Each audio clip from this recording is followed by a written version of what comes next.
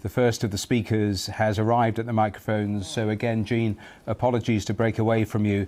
This is the governor who's about to speak. So let me put the microphones up. I first want to start off by reminding the citizens of Louisiana that as you travel around the state, you will see the flags of all state buildings at half-mast in honor of those lives that were lost in this horrific act of violence. I also think that it's important to remember that what happened yesterday was akin to those who are old enough to remember jigsaw puzzles, and that you would take a 1,000-piece jigsaw puzzle and you empty the box, and you've got to start sifting through those pieces, and you want to start, if you're real good, you start at the corners, right? Try to put your corners together. And from yesterday to today, over 1,000 law enforcement agents and officers, men and women, have been poring over countless amounts of data, of videos, of surveillances, interviews, tracking down every possible lead that came to us, whether it was the New Orleans Police Department, the Louisiana State Police, the FBI, or our other federal agencies. Also yesterday, I issued an emergency declaration. That declaration was meant to streamline resources and communications between state, local, and federal partners. And we're seeing the results of it. I also would like to remind everyone that what's going on in this city and this state is twofold. We've got an active criminal investigation going on, while we're also continuing to secure the city in preparation for 3 o'clock kickoff time for the Sugar Bowl. With that, I would also remind those who are in the city that as far as state resources are concerned, we have the Louisiana State Police, the Louisiana National Guard, which was part of that emergency declaration, which allowed us to put an entire MP company on the ground. Those become force multipliers, is what we call that in law enforcement and the military. That helps to add to the resources that we have. Wildlife and Fisheries, the Department of Corrections, DSF, DHS, our Veterans Affairs, our Probation and Parole, all state agencies. Any state agency who has post-certified officers are here in this city to help secure the city. And so with that, I would like to turn it over to Christopher Rea, who is the Deputy Assistant Director of the FBI's Counter Terrorism Division. Chris? Thank you, Governor Landry.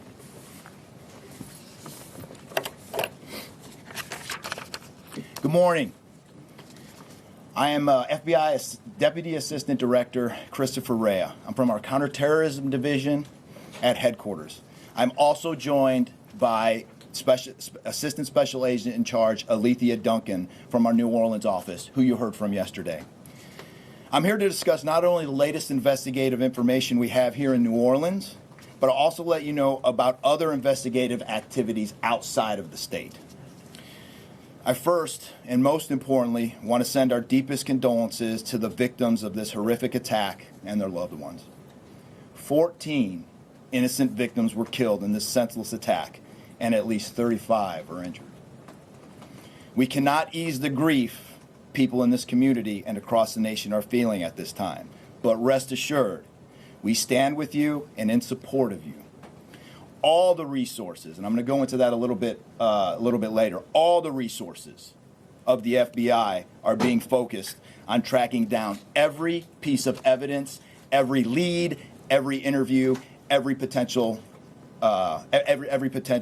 lead we've got. While I won't be able to answer all your questions today, My goal is to be as forthcoming as possible with you on what we've uncovered so far. First and foremost, let me be very clear about this point. This was an act of terrorism. It was premeditated and an evil act. This was obviously a critical incident, and with that, lots of information and tips come pouring in from law enforcement, first responders, and the public. We have been aggressively running down these tips and information. As you all know, that takes time, and we will continue to do so until every lead has been followed through on. This investigation is only a little more than 24 hours old. So I ask you to keep in mind that as I go through some of the specifics later. But at this point, currently, and this is another fact I want to be clear on, we do not assess at this point that anyone else involved in this attack except for Shamsud-Din Jabbar, the subject you've already been briefed on. A little bit about what the FBI is doing. So we are surging people and assets to the area from across the region and across the nation. Special agents in multiple field offices across the country have been deployed and are assisting with potential aspects of this investigation and following up on every lead. Additional teams of special agents, professional staff, and victim specialists continue to arrive to provide more investigative power and assistance to the victims and their families. We've also forward deployed a number of our critical incident response group assets, including members of our hostage rescue team, special agent bomb technicians, and crisis management coordinators. In addition, we have deployed more evidence response technicians to continue to process the various scenes that we have. So far, we have received just over 400 tips from the public, and that information is being followed up on both here in New Orleans and across the country. Some of the tips are here in New Orleans, and there are other tips in other states across the country that we are following up on. The FBI team and our law enforcement partners here are also reviewing hundreds of hours of surveillance and other video from both the French Quarter and other locations. As for a timeline, at this point, investigators believe Jabbar picked up the rented F-150 in Houston, Texas on December 30th. He then drove from Houston to New Orleans on the evening of the 31st, and he posted several videos to an online platform proclaiming his support for ISIS. There were 5 videos posted on Jabbar's Facebook account, which are time-stamped beginning at 1:29 a.m. and the last at 3:02 a.m. In the first video, Jabbar explains he originally planned to harm his family and friends, but was concerned the news headlines would not focus on the, quote, war between the believers and the disbelievers, end quote.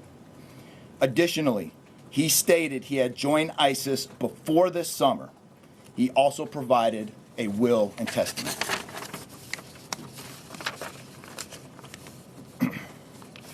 FBI and ATF. FBI, we have a couple different scenes at the location. We have released the scene at Bourbon Street. That scene has been released.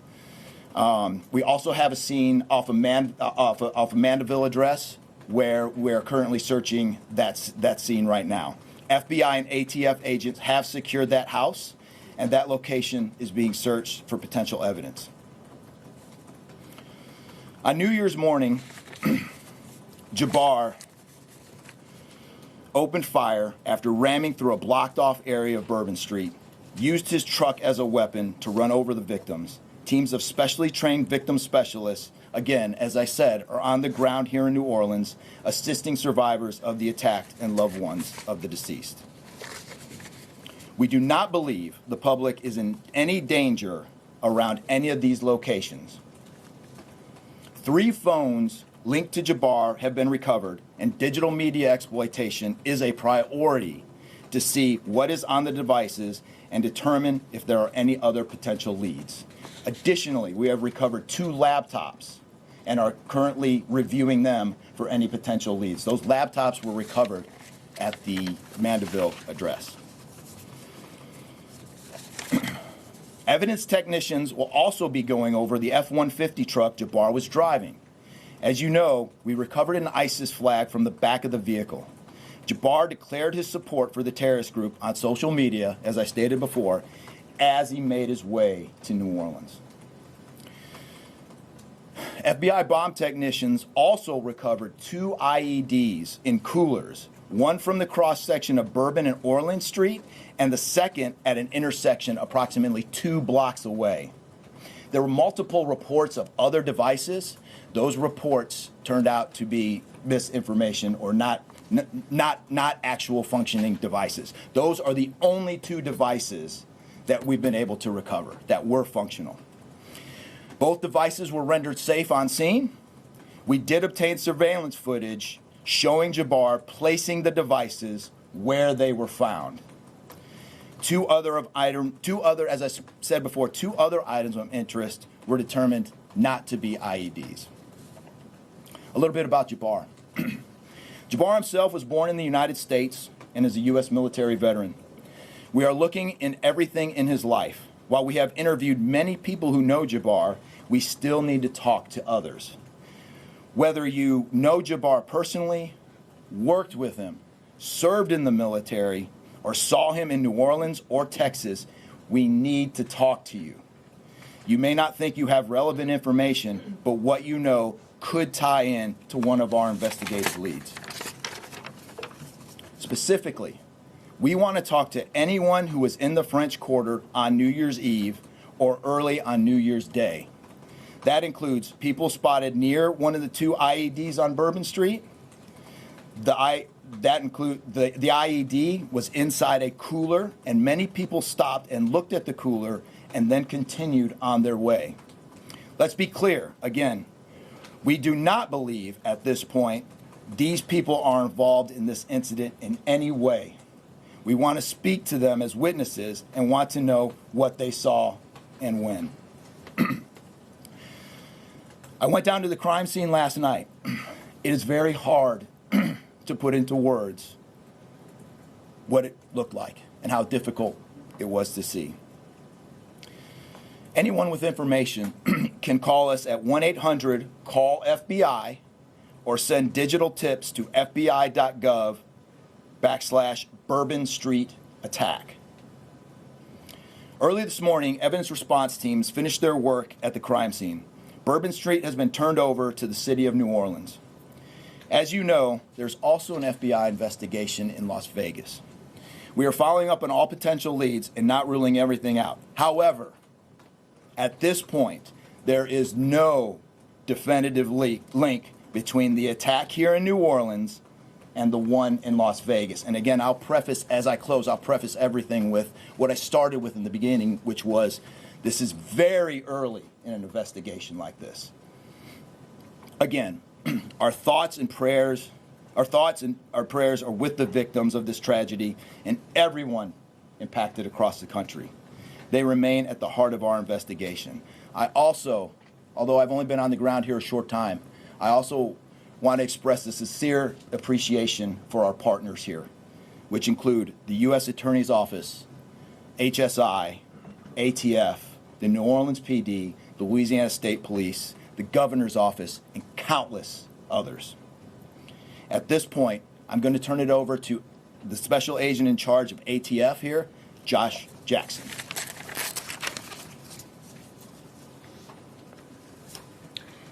Hey, good afternoon. As stated, my name is Joshua Jackson. I am the Special Agent in charge for the ATF New Orleans Field Division. And ATF's primary mission is preventing, reducing, and solving violent crime throughout the United States and abroad. Solving part is the focus of this investigation. ATF resources that have been brought to bear to the city and to focus with our federal, state, and local partners have been our national response team. We spoke about the scene that's still being processed now. The national response team of ATF is a team of certified fire investigators, certified explosive specialists, fire engineers, electrical engineers. These folks will give us additional investigative leads to help the investigative team identify what happened at the location in Mandeville and identify how that fire started and move the investigation forward from there. Additional resources that ATF has brought to bear into the city. There's our ATF Special Response Team. This is a tactical team capable of handling any sort of enforcement operation. This team is deployed, on set, and ready for the Sugar Bowl today. This team is also made available to the Louisiana State Police and also New Orleans Police Department to assist with any efforts that they may have during this period. Additional resources, as the governor alluded to, he executed executive powers and had an emergency declared to where ATF was able to tap in to Emergency Support Function 13 resources. This allowed us to bring additional explosive detection canines so that we can safely sweep the city and safely sweep the Super Bowl in preparation for the game today. These resources will still be in the city as we lead up to the Super Bowl and through Mardi Gras. These type of ATF resources will be here. The last resources the ATF has brought to bear, and probably the most important one, is our victim witness coordinators. These folks come in and they provide resources to the victims and the family members that have suffered greatly during this tragedy. The entire city hurts, but the victims and the family members are in need of resources and care long after this investigation wraps up. This time next year to be hard for the families and friends who suffered during this event. So our victim witness coordinators are working with the FBI, the City of New Orleans coordinators to provide resources to these folks out here. And as we move forward, ATF will be committed. We will work with the investigative team moving this investigation forward, but also we'll be here to make sure the city is safe and prepared as we move into the Super Bowl. And with that, I'm going to turn it over to our mayor of this great city, New Orleans. Madam Mayor. Thank you so much. Thank you so much. Well, good morning once again. And I just want to just echo my thank yous to the unified command of our law enforcement partners and at every single level, federal, state, and governor. Governor, thank you for your partnership. Yeah, thank you. I also want to thank the residents and the visitors of the city of New Orleans for your patience, for your support, and most of all, your prayers. Our hearts and prayers continue to go out to the victims' families, and the city of New Orleans, we're resilient. And as I stated on yesterday, my focus in terms of a priority has been on our victims. As you've heard, that yes, the FBI was able to clear Bourbon Street. And what that meant also for me in this city was that we were able to remove our victims, identify them, and notify their families.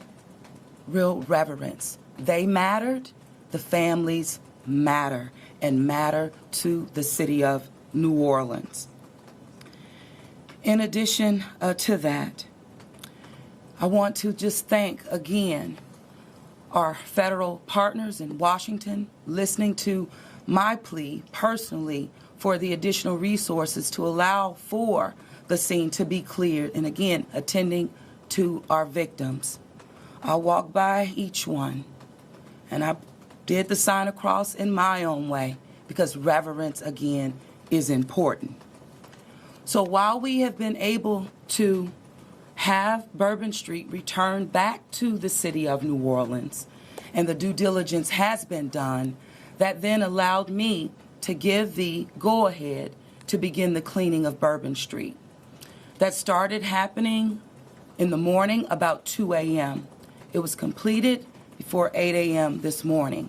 But that has really set the tone, I would say, and with the confidence that I have in the law enforcement partners, all of the resources that have been activated, how we have made sure that safety continues to be our top priority, how our assets have been deployed strategically, again, for the safety and the protection of our visitors and our residents in the city. And because of that, the confidence is there to reopen Bourbon Street to the public prior to game time today. The first order will be to allow for vendors to come in and service the businesses. That's important in order for us to stand up activation, as you know, Governor. And so with that, I want to reassure the public that the city of New Orleans is not only ready for game day today, but we're ready to continue to host large-scale events in our city because we are built to host at every single turn. I want to, again, thank all of those who responded to the FBI's call for information and tips. As you heard, that has been useful. Continue to do that. The investigation is still active and absolutely under the FBI's leadership. We will continue to operate and cooperate as we always have. So I want to also thank all of our partners for the added resources for victim and crisis management. We know that that's, again, important. Working with our partner, the Greater New Orleans Foundation, we have set up a fund for our victims' families for not only today but into the future. As you heard, this is going to be a long process for our people. So with that, the city of New Orleans, and with all of my confidence, we are ready. And we could not get here, again, without the unified presence, support, and cooperation. We are stronger together. And I want to say, again, thank you so much. Thank you, Governor. So once again, the governor would like me to reiterate that Bourbon Street will be prepared for full activation before game time today. We know 3 p.m., so we're working towards 2:30 p.m. But prior to game time, the kickoff, Bourbon Street will be restored. So we're hard at work now. Our teams are now, and of course, working with our business community to serve our public and serve our residents and our visitors alike. In closing, I want to rest people assured. Right now in the city of New Orleans, there is an unprecedented amount of law enforcement resources that are being utilized to close out and to hunt down and to finalize this investigation. I want to thank the FBI and all of our federal partners for the amount of resources they have poured into the city. This type of event can happen in any city. And that's the tragedy of it. And I think it's important for people to understand that to protect our citizens in America from evil, you have to crush it.